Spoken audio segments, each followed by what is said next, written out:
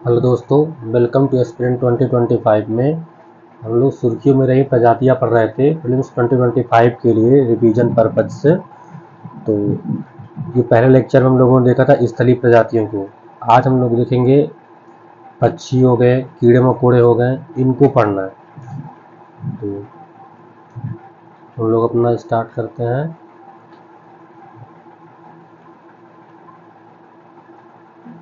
पक्षी प्रजातियां पढ़ना था। पिछले लेक्चर हम लोग स्थलीय प्रजातियों के बारे में पढ़ा था।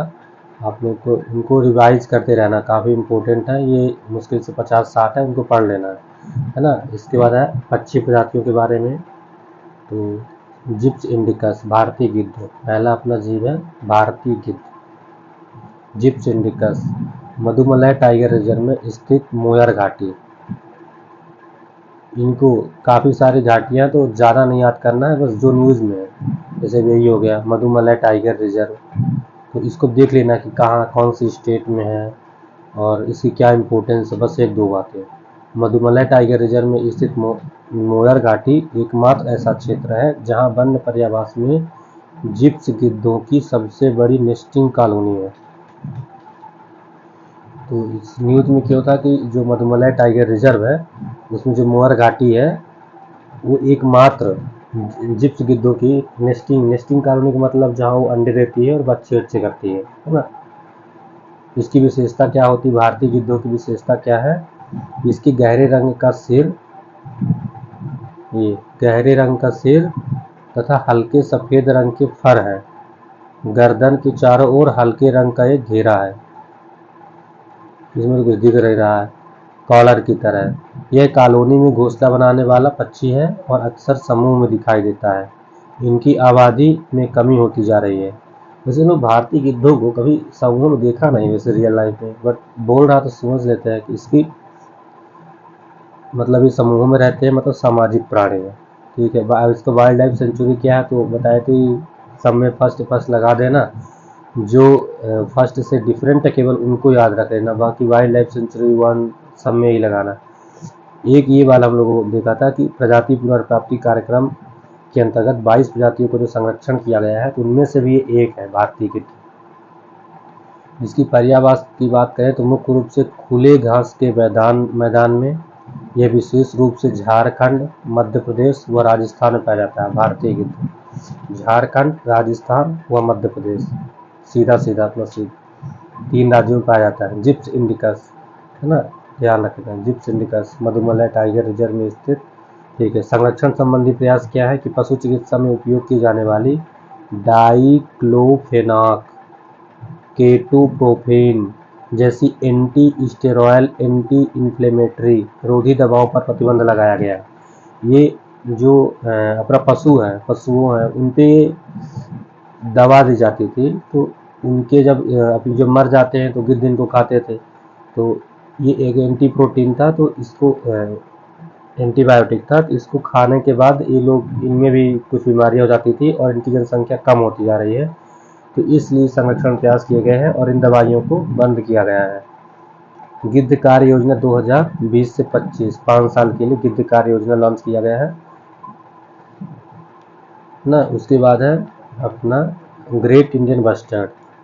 ये है ग्रेट इंडियन बस्टर्ड। ये चित्र आपको याद रखना है, ये इमेजिनेशन के लिए, माइंड मैप के लिए काफ़ी हेल्पफुल होंगे। इस संदर्भ में क्या होता है कि पर्यावरण, वन और जलवायु परिवर्तन मंत्रालय ने बस्टर्ड रिकवरी प्रोग्राम के अगले चरण के लिए धनराशि को मंजूरी दे दी है। इस अगले चरण की अवधि 2024 से 2029 तक के लिए है। ग्रेट इंडियन बस्टर्ड पाया कहा जाता है। यह भारतीय उपमहाद्वीप की स्थानिक या एंडेमिक पक्षी प्रजाति है। भारत में इसकी अधिकांश आबादी राजस्थान और गुजरात में पाई जाती है। इनकी संख्या महाराष्ट्र, कर्नाटक और आंध्र प्रदेश में भी मिलती है। संरक्षण के प्रयास क्या है कि प्रमुख पर्यावरण क्षेत्र को राष्ट्रीय उद्यान अभयारण्य के रूप में सूचीबद्ध किया गया है। जैसे मरुस्थल राष्ट्रीय उद्यान राजस्थान का, नलिया घास के मैदान लाला बस्टर्ड वन्यजीव अभयारण्य राजस्थान में, ग्रेट इंडियन बस्टर्ड संरक्षण प्रजनन केंद्र कार्यरत है। जैसलमेर के राष्ट्रीय प्रजनन केंद्र में कृत्रिम गर्भाधान है। 2022-23 में अबू धाबी में स्थित नेशनल एवियन रिसर्च सेंटर ने कर्मियों को कृत्रिम प्रजनन तकनीकों का प्रशिक्षण दिया।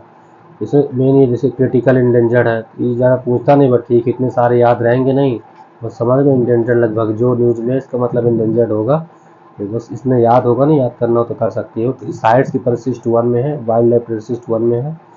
यह प्रजाति भी जो 22 प्रजाति पुनर्प्राप्ति कार्यक्रम का 22 प्रजातियों के संरक्षण के लिए प्रयास किया गया है, उनमें से एक ये भी है ग्रेट इंडियन बस्टर्ड। अभी हम लोगों ने भारतीय गिद्ध पढ़ा था, जिप्स इंडिकस, क्या था, जिप्स इंडिकस, भारतीय गिद्ध, ये ग्रेट इंडियन बस्टर्ड है ना। इसके खतरा क्या है, खतरा तो सामने वही क्या, अवैध शिकार, बिजली लाइन से योजना, आर्गेनोफॉस्फेट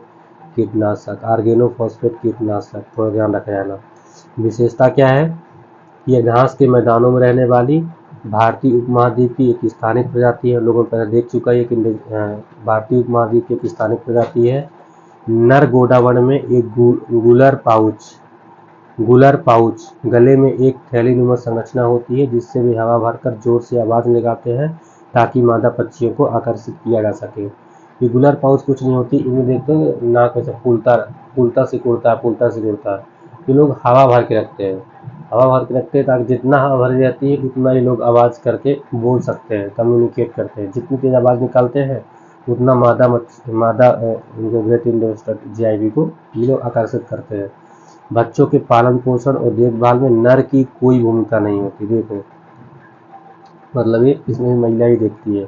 लेसर फ्लोरिकन की 3 प्रजाति आप लोग को पता होगा, लेसर फ्लोरिकन, बंगाल फ्लोरिकन और great Indian bustard. Great Indian bustard ये भी बस्टर्ड की ही फैमिली है, लेसर फ्लोरिकन, देखो ना सेम लगभग छोटा आकार का है बस, ये भी और ये भी, तो बस्टर्ड प्रजाति का ही है लेसर फ्लोरिकन। ये बस्टर्ड परिवार का सबसे छोटा पक्षी है। पर्यावास की बात करें तो राजस्थान, गुजरात, मध्य प्रदेश, आंध्र प्रदेश। जैसे ग्रेट इंडियन बस्टर्ड अपना राजस्थान और गुजरात रीजन में था, आंध्र प्रदेश, कर्नाटक, महाराष्ट्र में ही पाया जाता था। ये लेसर फ्लोरिकन है, राजस्थान, गुजरात, मध्य प्रदेश, आंध्र प्रदेश में पाया जाता है ना। ग्रेट इंडियन बस्टर्ड खतरा क्या है, तो खतरा प्रजनन स्थलों में कीटनाशकों का प्रयोग, कृषि घास के मैदानों का प्रबंधन आदि है। वाइल्ड लाइफ सेंचुरी 1 में है, क्रिटिकल इंडेंजर्ड है, साइट्स की परिशिष्ट 1 में है। जेडांस कॉर्सर के बारे में, ये पक्षी है बस। जेडांस कॉर्सर को पिछले 1 दशक से अधिक समय से नहीं देखा गया है। जेडांस कॉर्सर, इसकी विशेषता क्या है कि एक निशाचर पक्षी है, केवल पूर्वी घाट में पाया जाता है। जेडांस कॉर्सर झाड़ीदार पर्यावास में छलावरण के लिए छोटे रहस्यमय पंख। वाइल्ड लाइफ सेंचुरी में 1 है, क्रिटिकली इंडेंजर्ड है, प्रजाति पुनर्प्राप्ति कार्यक्रम के अंतर्गत इसको भी रखा गया है, जेडांस कॉर्सर को। अभी हम लोगों ने 3 प्रजातियां बढ़ा, जिनमें 22 प्रजाति पुनर्प्राप्ति कार्यक्रम के अंतर्गत रखा गया था। पहले जिप्स इंडिकस यानी भारतीय गिद्ध, उसके बाद ग्रेट इंडियन बस्टर्ड, अब ये है प्रजाति पुनर्प्राप्ति कार्यक्रम, है ना। एक भारतीय गिद्ध भी था शायद, ये इसके बारे में ध्यान रखना। जेडांस कॉर्सर केवल पूर्वी घाट में पाया जाता है, केवल पूर्वी घाट में। जेडांस कॉर्सर ये एक निशाचर पक्षी है, कौन, जेडांस कॉर्सर, केवल पूर्वी घाट में पाया जाता है। झाड़ीदार पर्यावास में छलावरण के लिए छोटे रहस्यमय पर्यावरण की बात करते केवल आंध्र प्रदेश में पाया जाता है। ये विशेष रूप से कडप्पा श्रीलंकामलेश्वर वन्यजीव अभयारण्य में मिलता है। कडप्पा के श्रीलंकामलेश्वर वन्यजीव अभयारण्य में मिलता है। शुष्क झाड़ीदार वनों और घास के मैदानों को प्राथमिकता, ठीक है। ग्रेट एडजुटेंट स्टार्क, अभी हम लोगों ने किसके बारे में पढ़ा, जेडांस कॉर्सर। अब आया ग्रेटर एडजुटेंट स्टार्क। न्यूज़ में क्यों था ग्रेटर एडजुटेंट स्टार्क, ये है ग्रेटर एडजुटेंट स्टार्क। पूर्णिमा देवी बर्मन को ग्रेटर एडजुटेंट स्टार्क लेप्टोप्लिटोस ईवीएस के संरक्षण के लिए 2024 का विटली गोल्ड अवार्ड मिला है। इसे ग्रीन ऑस्कर भी कहा जाता है। ये जैसे ये न्यूज़ में था, तो ऐसा नहीं कि ये नहीं पूछा जाता, ये जैसे काफ़ी इंपॉर्टेंट हो जाता है। ग्रीन ऑस्कर के नाम से किसको कहा जाता है, ये विटली गोल्ड अवार्ड को ग्रीन ऑस्कर के नाम से भी जाना जाता है, ध्यान रखना थोड़ी सी। इसकी क्या विशेषता है, ग्रेटर एड्यूटेंट स्टार की विशेषता कि ये हरगिला के नाम से भी जाना जाता है। यह पक्षी केवल भारत के असम 80% जो पक्षी है ग्रेटर एड्यूटेंट स्टार असम रीजन में पाई जाती है, बाकी बिहार और कंबोडिया में पाई जाती है। दुनिया के सबसे बड़े उड़ने वाले पक्षियों में से एक है ग्रेटर एड्यूटेंट स्टार्क। दुनिया के सबसे बड़े उड़ने वाले पक्षियों में से एक है। मुख्य रूप से मांसाहारी, सड़े हुए मांस पर निर्भर, लेकिन मछली, सरीसृप और उभयचर में भी खाते हैं। वाइल्ड लाइफ प्रोटेक्शन एक्ट में 1901 में रखा गया है, नियर थ्रेटेंड है। पर्यावास की बात करें, यह पक्षी आर्द्र भूमियों के पास पाया जाता है। यह बंद बितानों वाले ऊंचे वृक्षों पर घोंसला बनाता है और घोंसले वाले वृक्षों के आसपास बांस के झुरमुटों में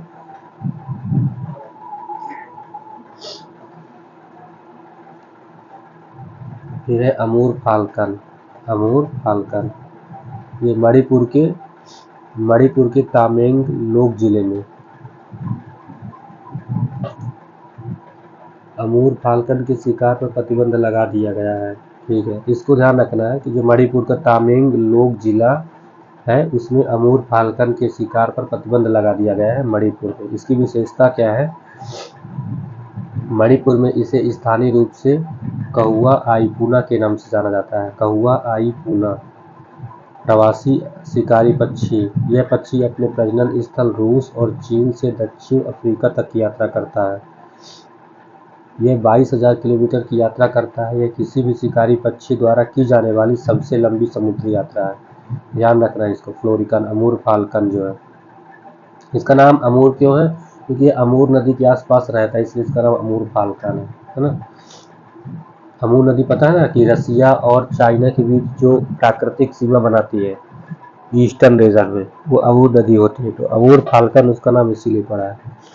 यह भोजन के रूप में ड्रैगन फ्लाई को खाता है और ड्रैगन फ्लाई अरब सागर के अपर अमूर फाल्कन के समान प्रवास पथ का अनुसरण करते हैं। फिर आ गया जलीय प्रजाति। पक्षी प्रजातियां हमने कितनी पढ़ी? 5-6। आपको इनको एक्टिव रिकॉल करना है। जैसे फर्स्ट हम लोगों ने क्या पढ़ा था? फर्स्ट हम लोगों ने पढ़ा था जिप्स भारतीय गिद्ध के बारे में, जिप्स इंडिकस ना, भारतीय गिद्ध के बारे में पढ़ा। उसके बाद दूसरा हम लोगों ने क्या पढ़ा था? भारतीय गिद्ध के बाद ग्रेट इंडियन बस्टर्ड को पढ़ा था। उसके बाद लेसर फ्लोरिकन को पढ़ा था, जो भी ग्रेट इंडियन बस्टर्ड की एक प्रजाति है ना। उसके बाद क्या पढ़ा? जेरडॉन्स को पढ़ा। फिर हम लोगों ने क्या पढ़ा? ग्रेटर जेरडॉन्स कॉर्सर ये पढ़ा। जेरडॉन्स लेसर फ्लोरिकन पढ़ा, ठीक है। और क्या पढ़ा? ग्रेट इंडियन बस्टर्ड को पढ़ा और जिप्स इंडिकस भारतीय गिद्ध को पढ़ा। भारतीय गिद्ध हो गया एक, 5-6 ही है शायद, ज़्यादा नहीं, बस इसको रट्टा मार देना है। ग्रेट इंडियन बस्टर्ड दूसरा, फिर तीसरा लेसर फ्लोरिकन के बारे में, बस्टर्ड परिवार का सदस्य था। जेरडॉन्स कॉर्सर चौथा, फिर ग्रेटर एड्यूटेंट स्टार्क पांचवा, और अमूर फाल्कन छठवां, है ना। केवल ये 6 प्रजातियां हैं। भारतीय गिद्ध, great Indian bustard, lesser florican, फिर ग्रेटर एड्यूटेंट स्टार्क जो था, जेरडॉन्स हो गया, और अपना अमूर फाल्कन हो गया। Amur falcon, greater adjutant stork, Jerdon's courser, भारतीय गिद्ध, लेसर फ्लोरिकन और Amur falcon. Amur falcon, lesser florican, Amur falcon, lesser florican, एक बार लिखते हैं 6 के 6। पहले हम लोगों ने पढ़ा जिप्स इंडिकस, जिसको बोलते हैं भारतीय गिद्ध। दूसरे नंबर को हम लोगों ने क्या पढ़ा? Great Indian bustard. तीसरा लेसर फ्लोरिकन। चौथे में क्या पढ़ा हम लोगों ने? ग्रेटर स्टूट स्टार्क कुछ था। 5वें नंबर पे क्या पढ़ा हम लोगों ने? अमूर फाल्कन। छठवें नंबर पे जेडॉन्स। जेडॉन्स ये ग्रेटर एड्यूटेंट स्टार की, सारा याद नहीं होता ध्यान रखना। ग्रेटर एड्यूटेंट स्टार, अमूर फाल्कन तो याद है, ग्रेटर एड्यूटेंट स्टार भी याद हो गया है, जेडॉन्स कार्सर भी याद हो गया है, और ग्रेटर इंडियन बस्टर्ड की याद हो गया है, और जिप्स इंडिकस, भारतीय जिप्स इंडिकस। फिर अपना आता है जली प्रजाति। जली प्रजातियां भी कुछ नहीं, 4 है। यूरेशियन उदबिलाऊ, ये है उदबिलाऊ, यूरेशियन उदबिलाऊ। यूरेशियन उदबिलाऊ भारत में पहली बार सतपुड़ा टाइगर रिजर्व मध्य प्रदेश में यूरेशियन उदबिलाऊ को रेडियो टैग लगाया गया है, रेडियो टैग। इसकी विशेषता क्या है यूरेशियन उदबिलाऊ की? इसके शरीर पर भूरे रंग के फर होते हैं, इनके जालीदार पैर और जल में अपने छोटे कान एवं नाक बंद करने की इनकी क्षमता इन्हें जलीय जीवन के अनुकूल बनाती है। क्या करते हैं? जल में अपने छोटे कान एवं नाक, कान और नाक को बंद कर लेता है, बंद करने की इनकी क्षमता इन्हें जलीय जीवन के अनुकूल बनाती है।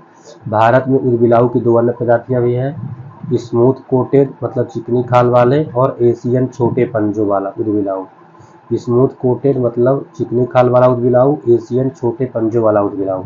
एशियन छोटे पंजों वाला उदबिलाऊ स्मूथ कोटेड। पर्यावास की बात करें तो यह जीव यूरोप, एशिया और अफ्रीका में पाया जाता है। यह भारत के उत्तरी, पूर्वोत्तर और दक्षिणी क्षेत्रों में पाया जाता है। फिर आता है अपना बैक्यूटा, बैक्यूटा फोकोएना साइनस, बैक्यूटा फोकोएना साइनस, बैक्यूटा फोकोएना साइनस, बैक्यूटा फोकोएना साइनस। पहले नंबर पे हम लोगों ने क्या पढ़ा था? यूरेशियन उदबिलाऊ को जली प्रजातियां, ठीक है। साइट्स की परिशिष्ट 1 हो गई थी, नियर द 10 था, वाइल्ड लाइफ सेंचुरी 1 में रखा गया था। बैक्यूटा फोकोइना साइनस, बैक्यूटा फोकोइना साइनस, बैक्यूटा फोकोइना साइनस। संदर्भ क्या था? ये हालिया सर्वेक्षण में इंडेंजर्ड समुद्री स्तनपायी बैक्यूटा की संख्या में भारी गिरावट का पता चला है। बैक्यूटा फोकोइना साइनस, चित्र देख लो, एक मछली है, बैक्यूटा फोकोइना साइनस, बैक्यूटा फोकोइना साइनस। साइट्स की परिशिष्ट 1 में रखा गया है, क्रिटिकली इंडेंजर्ड है, भारत में नहीं है इसलिए इसको WPA में नहीं रखा गया है।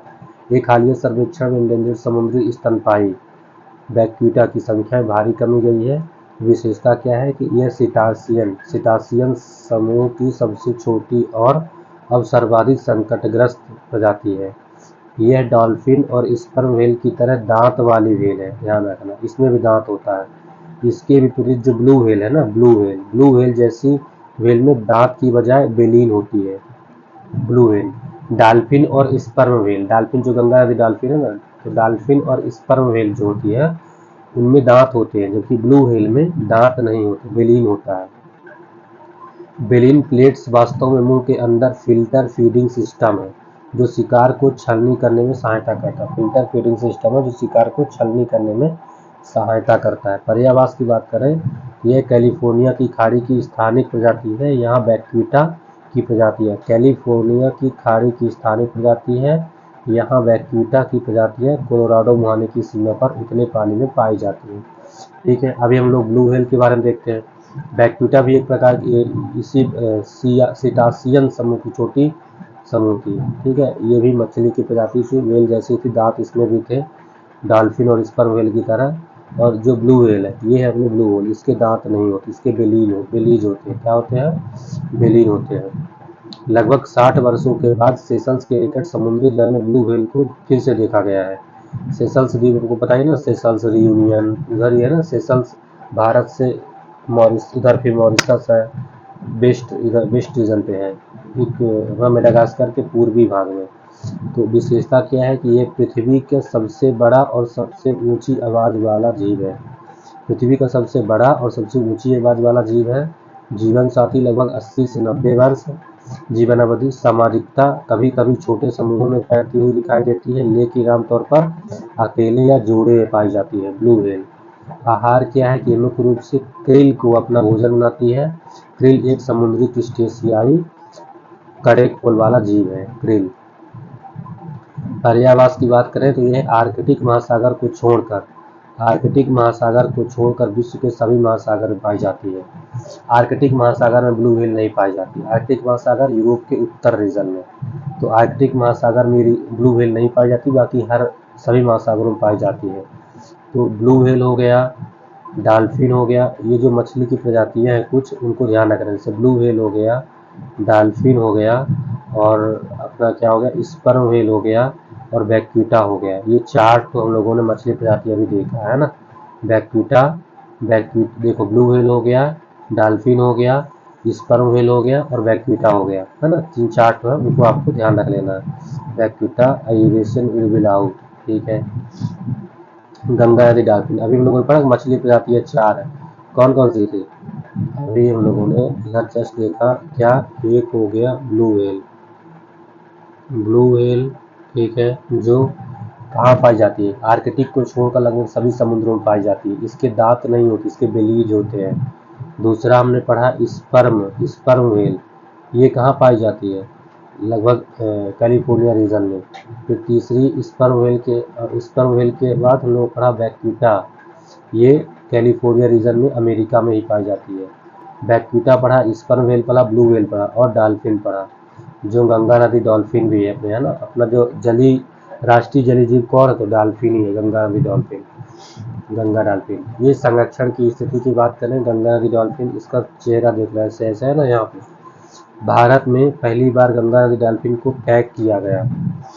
विशेषता क्या है, ये दृष्टिहीन होता है, जो गंगा नदी डॉल्फिन है दृष्टिहीन होता है, इसलिए शिकार या अन्य जैविक क्रियाओं के लिए इकोलोकेशन पर निर्भर होता है। इकोलोकेशन पर निर्भर होता है। ये प्रत्येक 30 से 120 सेकंड के स्तर पर आकर ब्लो होल के माध्यम से सांस लेता है ना। ब्लो होल के माध्यम से हर एक 30 से 120 सेकंड के अंदर इसको सांस लेने ऊपर आना पड़ता है, गंगा नदी डॉल्फिन को, है ना। ये दृष्टिहीन होता है, ध्यान रखना। इसको अपना देख लो, ये इंडेंजर्ड है, भारत में है, क्रिटिकल साइट्स की परिशिष्ट वन में रखा गया है, WPA की अनुसूची वन में रखा गया है। पर्यावास की बात करें तो यह केवल ताजे जल में, ब्लू व्हेल जो डॉल्फिन है केवल ताजे जल में। देखिए अभी हम लोगों ने पढ़ा ब्लू व्हेल वो महासागरों में पाई जाती थी, देखे थे ना, आर्कटिक महासागर के अलावा हर जगह ब्लू व्हेल पाई जाती है। इसका मतलब वो समुद्री जल में एग्जिस्ट कर सकती है, कि जो डॉल्फिन है वो केवल ताजे जल में पाई जाती है ना। नेपाल, भारत, बांग्लादेश, नेपाल, भारत, बांग्लादेश की गंगा, ब्रह्मपुत्र, मेघना और कर्णफुली सांगू नदी तंत्र में पाई जाती है। वर्तमान में विश्व की 90% गंगा नदी डॉल्फिन भारत में मिलती है। संरक्षण के उपाय, बिहार में स्थित विक्रमशिला गंगा डॉल्फिन अभयारण्य, बिहार में स्थित विक्रमशिला गंगा डॉल्फिन अभयारण्य डॉल्फिन के संरक्षण हेतु एकमात्र वन्यजीव अभयारण्य है। बिहार, जो कि बिहार में स्थित है, विक्रमशिला गंगा डॉल्फिन अभयारण्य डॉल्फिन के संरक्षण हेतु एकमात्र वन्यजीव अभयारण्य है। इसे भारत का राष्ट्रीय जलीय जीव, यह है भारत का राष्ट्रीय जलीय जीव गंगा नदी डॉल्फिन को घोषित किया गया है। भारतीय उपमहाद्वीप का स्थानिक प्रजाति है, भारतीय उपमहाद्वीप का स्थानिक प्रजाति है, ध्यान रखना। भारतीय उपमहाद्वीप का स्थानिक प्रजाति है। उसके बाद प्रोजेक्ट डॉल्फिन की घोषणा 15 अगस्त 2020 को की गई थी। प्रोजेक्ट टाइगर भी ना 15 अगस्त 2020 किया था। फिर सरीसृप, अभी हम लोगों ने जलीय जीव पढ़े, कितने पढ़े हम लोगों ने, 5 मुश्किल से थे। गंगा नदी डॉल्फिन हो गई, ब्लू व्हेल हो गई, और बैक्यूटा हो गई, और यूरेशियन उर्बिलाउ, मतलब केवल 4 ही हम लोग जलीय जीव पढ़े। तो 4 तो याद रखना आसान है ना, हम लोग पढ़ सकते हैं। क्या पहला पढ़ा हम लोगों ने, यूरेशियन उर्बिलाउ, यूरेशियन उर्बिलाउ के बारे में पढ़ा। दूसरा हमने पढ़ा बैक्यूटा के बारे में पढ़ा, जो कि स्पर्म व्हेल और डॉल्फिन के जैसे में दांत होते हैं ना। तीसरा हम लोगों ने पढ़ा ब्लू व्हेल पढ़ा, बैक्यूटा पढ़ा, ब्लू व्हेल पढ़ा। चौथा हमने डॉल्फिन पढ़ा, डॉल्फिन गंगा नदी डॉल्फिन, गंगा डॉल्फिन। यूरेशियन उर्बिलाउ पढ़ा, बैक्यूटा पढ़ा, व्हेल पढ़ा, डॉल्फिन पढ़ा। मतलब ये 4 ही तो थे, तो मतलब याद किया जा सकता है आसानी से इनके बारे में, है ना। 4 ही तो है। पक्षी प्रजाति हम लोगों ने देखा था 6 ही थे, है ना। और जो वो थे 11 शायद थे स्थलीय जीव, 11 या 13, हाँ ज़्यादा नहीं है, मुश्किल 40-50 टोटल होंगे। उनको बस रट्टा मार दे रहा है किसी की तरह, क्योंकि नहीं डायरेक्ट तो नहीं पूछेगा, मान लो यूपीएससी पूछ भी सकता है, नहीं पूछ सकता यूपीएससी है, बट हाँ एलिमिनेशन में काम आ जाएगा कहीं, क्योंकि 4 ऑप्शन में 2 ऑप्शन एलिमिनेट करना जरूरी होता है, तो एलिमिनेशन में काम आ सकता है। सरीसृप, कीट और उभयचर के बारे में लोग पढ़ते हैं, सरीसृप, कीट और उभयचर। तो नेप्टिस फिलारा, नेप्टिस फिलारा ये तितली की प्रजाति है। हाल ही में दुर्लभ तितली प्रजाति नेप्टिस फिलारा क्या तितली की प्रजाति है, भारत में पहली बार खोजा गया है नेप्टिस फिलारा को। इसकी विशेषता क्या है? यह तितली टेल वैली वन्यजीव अभयारण्य में खोजी गई। कौन सी? टेल वैली वन्यजीव अभयारण्य में खोजी गई है। ये अभयारण्य अरुणाचल प्रदेश के लोअर सुबनसिरी जिले में स्थित है। अरुणाचल प्रदेश में टेल वैली वन्यजीव अभयारण्य है, वहीं की तितली की खोज हुई है। इसे आमतौर पर लंबी धारियों वाली सेलर के रूप में जाना जाता है। इसके पंखों पर दांत जैसी छोटी छोटी आकृतियां होती हैं। ये पंख ऊपरी तरफ गहरे भूरे काले और नीचे की तरफ पीले भूरे रंग के होते हैं। आमतौर पर तितली की यह प्रजाति पूर्वी एशिया में पाई जाती है। यह पूर्वी साइबेरिया, कोरिया, जापान, मध्य और पश्चिम चीन में भी पाई जाती है। तितली की यह प्रजाति पूर्वी एशिया में पाई जाती है। पूर्वी एशिया में पूर्वी साइबेरिया, कोरिया, जापान, मध्य और दक्षिण पश्चिम चीन आदि में पाई जाती है। पर्यावास के बारे में बात करें तो सदाबहार वन, नदी घाटी के नजदीक वन्यजीव और चट्टान युक्त धाराएं। तो ये फिलारा नेप्टिस फिलारा सरीसृप कीट उभयचर नेप्टिस फिलारा याद रखना है। नेप्टिस फिलारा। बटरफ्लाई सिकाडा ये है, बटरफ्लाई सिकाडा ये 2024 के एग्जाम में पूछा गया था कि सिकाडा क्या है, तो कीट अपना था ना, तो बटरफ्लाई सिकाडा इसका नाम है, बटरफ्लाई सिकाडा ये है बटरफ्लाई सिकाडा। अभी हम लोगों ने नेप्टिस फिलारा पढ़ा, नेप्टिस फिलारा। अब बटरफ्लाई सिकाडा। मेघालय में सिकाडा की एक नई प्रजाति की खोज की गई है। इसकी विशेषता क्या है कि यह जीनस बेक्वार्टिनी से संबंधित है। देश में यह जीनस पहली बार दर्ज किया गया है। इस जीनस की प्रजातियों के पंख रंगीन होते हैं, इस कारण इन्हें अक्सर बटरफ्लाई सिकाडा भी कहा जाता है। पंख रंगीन है ना, इसलिए इनको बटरफ्लाई सिकाडा भी कहा जाता है। भारत में इसकी खोज के बाद अब जीनस बेक्वार्टिना का वितरण दक्षिण पूर्व एशिया से पूर्वोत्तर भारत तक माना जाता है। दक्षिण पूर्व एशिया से पूर्वोत्तर भारत तक माना जाता है। इसके अलावा अब एग्जाम बेक्वार्टिना प्रजातियों की कुल संख्या 7 हो गई है। ये बेक्वार्टिना प्रजाति का ना बटरफ्लाई सिकाडा बेक्वार्टिना प्रजाति से संबंधित है। अब कुल 7 प्रजातियां हो गई हैं बेक्वार्टिना। फिर अब आ जाओ भौरा बम्बली बीज। न्यूज में क्यों था कि हालिया शोध से पता चला है कि भंवरों में कीटनाशकों के खिलाफ प्रतिरोधक क्षमता होती है। अरे वाह, भंवरों में कीटनाशकों के खिलाफ प्रतिरोधक क्षमता विकसित की गई है। विशेषता क्या है? ये बॉम्स जीनस से संबंधित है। कई जंगली फूलों के लिए महत्वपूर्ण परागकण पोलिनेटर है। बॉम्स जीनस से संबंधित है। कौन? भंवरा, बॉम्बलेस भंवरे। मेन ये था कि भंवरों की खिलाफ प्रतिरोधक क्षमता विकसित की है। ये छोटे और हल्के सख्त पंखों वाले रोएदार कीट है। ये मधुमक्खी बड़े होने के बावजूद से नहीं कर पाते। ये बज परागण के लिए जाने जाते हैं। बज परागण के लिए जाने जाते हैं। वे नृत्य के माध्यम से अपनी कॉलोनी के अन्य भंवरों को खाद्य स्रोत के बारे में संदेश पहुंचाते हैं। कौन? अपना ये भंवरे बम्बलेस, ठीक है। ये नृत्य के माध्यम से अपनी कॉलोनी के अन्य भंवरों को खाद्य स्रोत के बारे में पहुंचाते हैं। फिर आ जाओ अपना घड़ियाल के बारे में। ये है घड़ियाल। संरक्षण की स्थिति क्या है? साइट्स की परिशिष्ट 1 में, WPA के 1 में। पर्यावास के बारे में बात। ये घड़ियाल इस घड़ा इसलिए बोलते हैं क्योंकि घड़े जैसा ही है, नोक है इसकी। तो जैसे ना ये है अपना जो ये हो गया यहाँ से पानी जाने के लिए, ये हो गया घड़ा, इसलिए इसको घड़ियाल बोलते हैं। घड़ियाल ये मुख्य रूप से ताजे पानी की नदी जैसे चंबल, गिरवा और सब। जैसे देखो जो लोग घड़ियाल की प्रजाति 3 टाइप होता है ना, घड़ियाल होता है, एक एलिगेटर होता है, एक मगरमच्छ होता है। मगरमच्छ को ही क्रोकोडाइल बोलते हैं, ठीक है। तो मगरमच्छ, घड़ियाल और एलिगेटर। तो जो घड़ियाल है, घड़ियाल घड़ा पानी रखते हैं ना, गर्म पानी घड़े में कैसा? ताजा पानी। तो ताजे पानी में केवल घड़ियाल रहता है, बाकी दोनों जो है ना वो समुद्री मतलब कि खारे पानी रहते हैं, जो एलिगेटर है और मगरमच्छ है। एलिगेटर और मगरमच्छ है। नहीं, एलिगेटर भी ताजे पानी में रहता है। एलिगेटर और घड़ियाल जो होता है ताजे पानी में रहता है, जबकि मगरमच्छ जो होता है क्रोकोडाइल वो खारे पानी में समुद्रों में पाया जाता है। इसकी विशेषता क्या है? घड़ियाल का नाम घड़ा घड़ा शब्द से लिया गया है। घड़ा एक भारतीय शब्द है जिसका इस्तेमाल एक बर्तन के लिए किया जाता है। यह नाम उसके थूथन होता है ना भाई, थूथन के अंत में बल्बनुमा नॉब, ये है ना बल्बनुमा नॉब की मौजूदगी के कारण दिया जाता है। ये मुख्यतः मछली खाते हैं, जो ये है घड़ियाल है, मछली खाते हैं। सी एनीमोन वैज्ञानिकों ने लक्षद्वीप में एक अगाती द्वीप है। लक्षद्वीप के अगाती द्वीप के पास समुद्री जल में सी एनीमोन ने व्यापक ब्लीचिंग की परिघटना को दर्ज किया है। विशेषता क्या है? फाइलम निडारिया फैमिली की समुद्री प्रजाति है।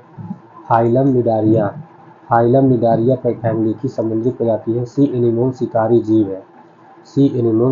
जीव है। इनकी अधिकांश प्रजातियां तटीय उष्णकटिबंधीय जल में पाई जाती है। सी एनीमोन तटीय उष्णकटिबंधीय जल में पाई जाती है। कोरल, प्रवाल या मूंगा की तरह सी एनीमोन का भी हरे शैवाल के साथ सहजीवी संबंध है ना। समुद्री जल के तापमान में वृद्धि की वजह से शैवाल के साथ इनका सहजीवी संबंध बाधित हो जाता है।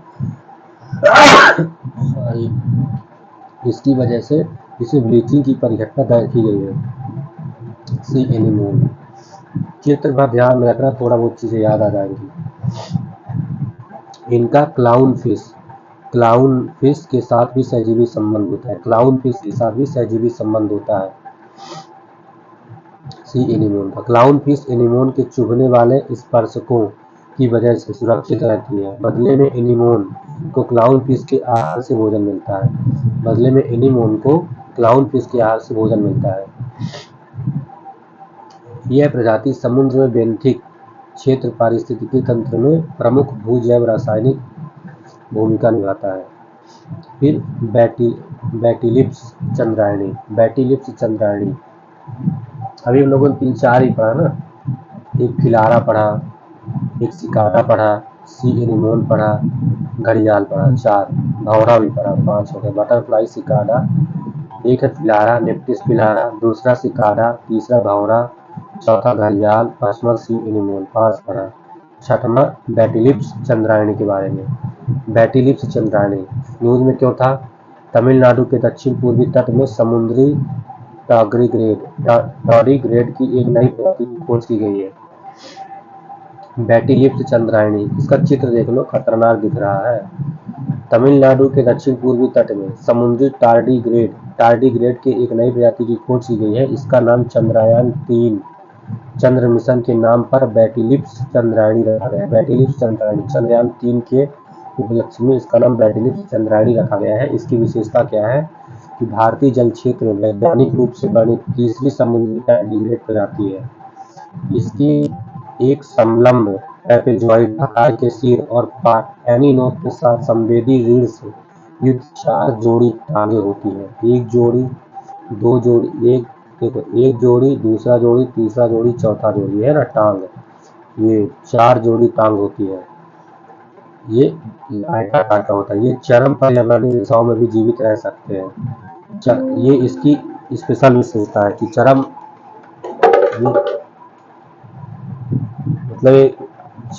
जलवायु में भी रह सकते हैं, है ना। फिर अपना जाता है, हाल ही में पहली बार खोजे गए टारडीग्रेड जीवाश्म के अध्ययन से उन्हें वर्गीकृत करने और उनकी विकासवादी इतिहास का पता लगाने में मदद मिली है। फिर है समुद्री खीरा, सी कुकुम्बर के बारे में। तो ये है समुद्री खीरा, सी कुकुम्बर, चित्र देखे रहना, सी कुकुम्बर। इनकी न्यूज में क्यों था कि एक नए शोध के अनुसार समुद्री खीरों की संख्या बढ़ने से प्रवाल भित्तियों को पुनर्जीवित करने में मदद मिली है। समुद्री खीरों की संख्या बढ़ने से इनकी संख्या बढ़ती है, जिसके कारण प्रवाल भित्तियों को पुनर्जीवित करने में मदद मिल सकती है। समुद्री खीरा की संख्या को बढ़ाकर प्रवाल भित्तियों को पुनर्जीवित किया जा सकता है। ऐसा है क्या? इसकी विशेषता देख लो कि समुद्री खीरा एकाइनोडर्म समुद्री कशेरुकी नामक जीव समूह का हिस्सा है। इस समूह में स्टारफिश और सी आर्चिन समुद्री शाही भी शामिल है। इन्हें उष्णकटिबंधीय समुद्रों के पहरेदार के रूप में जाना जाता है। इसका कारण यह है, ये विघटित होने वाले कार्बनिक पदार्थों के उपभोग करते हैं। विघटित होने वाले कार्बनिक पदार्थों का उपभोग करते हैं और उन्हें पुनर्चक्रण योग्य पोषक तत्वों में परिवर्तित करते हैं। इसके अलावा समुद्र के अम्लीकरण को भी रोकते हैं। ये ज़्यादा इम्पोर्टेंट है। समुद्री खीरा, सी कुकुम्बर, ये जीव लैंगिक और अलैंगिक दोनों तरीके से प्रजनन करते हैं। अगर समुद्री खीरा आ गया तो ये मत समझना खीरा जो खाते हैं, ये एक जीव है समुद्री खीरा, है ना। फिर आ गया स्पर्म व्हेल, हम लोगों ने पढ़ा था ना, sperm whale, blue whale, dolphin, vaquita, 4 type की मछली हम लोगों ने पढ़ा था। तो स्पर्म व्हेल, बैक्वीटा और डॉल्फिन, इनके दांत होते हैं, लेकिन जो ब्लू व्हेल है उसके दांत नहीं होते। और डॉल्फिन जो होती है वो अंधी होती है, उसकी आंख नहीं होती है। ध्यान लग रहा है, कुछ चीजें आपको ध्यान रखना पड़ेगा, है ना। और जो ब्लू व्हेल था उसमें बेलीज होता है। बेलीज का क्या काम था, वो जो जीव जंतु होती है उनको छानने का काम करती है ना। ध्यान रखना। Sperm whale, Physeter macrocephalus, Physeter macrocephalus. संदर्भ, पहली बार वैज्ञानिकों ने रेखांकित किया कि स्पर्म व्हेल मछलियों के बीच संवाद के लिए कट कट कट क्लिक की आवाजों का इस्तेमाल होता है। इस आवाज को कोडाज कहा जाता है। यह मोर्स कोड जैसी आवाज होती है। इसकी विशेषता क्या है, स्पर्म व्हेल दांत वाली व्हेलों में सबसे बड़ी व्हेल प्रजाति है। दांत वाली व्हेलों में सबसे बड़ी व्हेल प्रजाति है। केवल नर व्हेल ध्रुवों के पास देखी जाती है। केवल नर व्हेल ध्रुवों के पास देखी जाती है। यह व्हेल, ब्लू व्हेल पढ़ा हम लोगों ने, स्पर्म व्हेल पढ़ा, बैक्वीटा पढ़ा, डॉल्फिन पढ़ा, सेम जैसे, ठीक है। अब पर्यावास, गहरे खुले समुद्री क्षेत्रों में अथवा गहरी घाटियों या बहुत संकीर्ण महाद्वीपीय मग्नतट वाले द्वीपीय या तटीय इलाकों में। जैसे हम लोगों ने क्या पढ़ा, जो अपना डॉल्फिन था, डॉल्फिन जो था केवल ताजे जल में मिलता था, जबकि ये था ब्लू व्हेल, स्पर्म व्हेल और बैक्वीटा, ये समुद्री खारे जल में भी मिल सकती है ना। जैसे जो ब्लू व्हेल जो था वो केवल आर्कटिक को छोड़कर बाकी सारे समुद्रों में पाया जाता था, ब्लू व्हेल। तो ये गहरे खुले समुद्रों में, ठीक है, ये भारत, अर्जेंटीना, बांग्लादेश जैसे देशों के समुद्री क्षेत्रों में पाया जाता है स्पर्म व्हेल। फिर आता है ओलिव रिडले कछुआ। ओलिव रिडले कछुआ इस साल बहुत न्यूज में था, ध्यान रखना, इससे क्वेश्चन बन सकता है इस साल, बहुत इंपॉर्टेंट है। संरक्षण की स्थिति देखो तो वल्नरेबल है ना।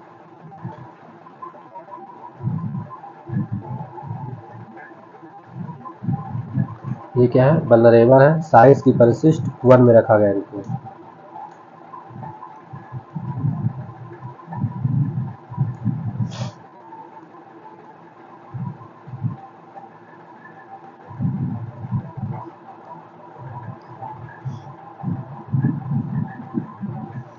ये साइज की परिशिष्ट, ये तो IUCN वल्नरेबल है और साइज की परिशिष्ट 1 में रखा गया है। इनकी विशेषता क्या है कि इनका नाम जैतून जैसे हरे रंग और दिल के आकार के खोल से प्रेरित है। ये है ओलिव रिडले।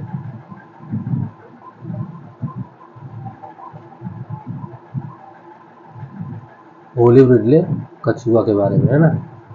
ये ओलिव रिडले कछुओं की मौतों में हुई वृद्धि के मद्देनजर तमिलनाडु के मुख्य सचिव ने एक उच्च स्तरीय समीक्षा बैठक की है। ओलिव रिडले, इनका नाम जैतून जैसे हरे रंग और दिल के आकार के खोल से प्रेरित, ये है ओलिव रिडले। जैतून जैसे हरे रंग, हरा रंग दिख रहा है जैतून जैसा, दिल के आकार के खोल है, क्या दिल बना हुआ है, ठीक है, प्रेरित है। ये मांसाहारी प्रजाति, ध्यान रखना ओलिव रिडले, मुख्य रूप से जेलीफिश, झींगा, घोंगे, केकड़े, मोलस्क और अलग अलग प्रकार के मछलियों व उनके अंडे खाती है। ओलिव, ये प्रजाति अरीबादा नामक अपनी सामूहिक नेस्टिंग के लिए जानी जाती है। इस दौरान हजारों मादाएं एक साथ एक ही समुद्री तट पर अंडे देने के लिए आती है। इनके पर्यावास की बात करें तो यह समुद्री कछुओं की सबसे छोटी और सबसे प्रचुर मात्रा में पाई जाने वाली प्रजाति है में से एक है। यह प्रजाति मुख्य रूप से प्रशांत, हिंद और अटलांटिक महासागरों के गर्म जल में पाई जाती है। संरक्षण हेतु इसके प्रयास किए गए हैं, क्या, उड़ीसा के रुषिकुल्या, गहीरमाथा और देवी नदी के आसपास नेस्टिंग साइट में मछली पकड़ने की मौसमी गतिविधियों को प्रतिबंधित और समुदाय की भागीदारी के जरिए उस क्षेत्र को सुरक्षित किया जाता है। Marine turtle action plan 2021 marine turtle action plan 2021 में संरक्षण के लिए किया गया। भारतीय तटरक्षक बल द्वारा ऑपरेशन ओलिविया भारतीय तटरक्षक बल द्वारा ऑपरेशन ओलिविया चलाया गया है। फिर आता है इंडियन स्टार कछुआ के बारे में। इंडियन स्टार कछुआ जियोचेलान एलिगेंस। इंडियन स्टार कछुआ जियोचेलान एलिगेंस के बारे में न्यूज में क्यों था, ये है इंडियन स्टार कछुआ, इसके स्टार बना है ना, इसलिए इसको स्टार के नाम से जाना जाता है। इंडियन स्टार कछुए का अस्तित्व अवैध वन्यजीव व्यापार और पर्यावरण की हानि के कारण खतरे में है। IUCN इसको वल्नरेबल में रखा गया है, WPA Q1 में रखा गया है, साइंस में रखा गया है। इसकी विशेषता क्या है कि आमतौर पर अकेले रहते हैं। ये जो है ना भारतीय कछुए, ये हाइबरनेट नहीं करते। हाइबरनेट का क्या मतलब होता है कि ठंडी में अपने आप को स्थिर रख लेते हैं, हाइबरनेट कर लेते हैं, हाइबरनेशन कर लेते हैं, निष्क्रिय हो जाते हैं। लेकिन अत्यधिक शुष्क गर्म ठंडा मौसम होने पर निष्क्रिय हो जाते हैं, मतलब हाइबरनेट नहीं करते लेकिन ये निष्क्रिय हो जाते हैं। ये मुख्य रूप से शाकाहारी जीव है। इसकी ये विशेष रूप से ओब्सिडियन से खोल खाता है, जिसमें पीले रंग के तारे के आकार का पैटर्न बने होते हैं। ये इंडियन स्टार कछुआ पर्यावास क्या है, उत्तर पश्चिमी भारत, दक्षिण भारत, श्रीलंका के शुष्क क्षेत्रों का स्थानिक जीव है। इंडियन स्टार कछुआ जो है उत्तर पश्चिमी भारत, दक्षिणी भारत, श्रीलंका के शुष्क क्षेत्रों का स्थानिक प्रजाति है। अब आ गया पादप प्रजातियां। तो इसमें क्या है, कीड़े मकोड़े 7-8 थे शायद। इंडियन स्टार कछुआ हो गया एक, ओलिविडले कछुआ हो गया 2, मतलब ओलिविडला कछुआ, इंडियन स्टार कछुआ, 2 कछुआ की प्रजाति हो गई, ठीक है। फिर स्पर्म व्हेल, तो जो जली वाला पढ़े थे ना, जली वाले में स्पर्म व्हेल और ब्लू व्हेल और डॉल्फिन और बैक्वीटा, तो ये उसमें रख सकते हो। तो बट इसको यहाँ पता नहीं क्यों रखा हुआ है।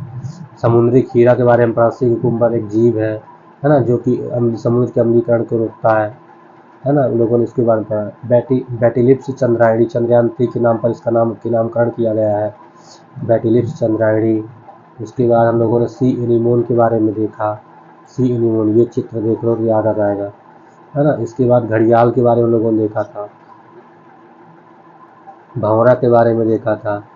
उसके बाद अपन बटरफ्लाई सिकाडा के बारे में देखा था, एक फिलारा, नेप्टिस फिलारा, मतलब नेप्टिस फिलारा 1, बटरफ्लाई सिकाडा 2, भंवरा 3, घड़ियाल 4, सी एनिमोन 5, बैटिलिप्स चंद्रायणी 6, समुद्री कीड़ा 7, सर्पंगोल 8, ओलिविडली कछुआ 9, 10 ही है बस। 10 यहाँ हो गए, 11 वहाँ हो गए, 5 वहाँ हो गए, 6 वहाँ हो गए, मतलब करीब 30 हो गए। अभी 20 और पढ़ लेंगे तो इसमें हमारा कंप्लीट हो जाएगा। मतलब करीब टोटल 25 पढ़ना था, जिसमें जली, कीड़े मकोड़े, स्थली और अपना पादप प्रजाति सारी शामिल हो जाएगी, सारी खत्म हो जाएंगी। ये पादप प्रजातियां हो गई। इसके बाद अपन को पिबानतारा वाला पढ़ लेना है, बस खत्म हो जाएगा।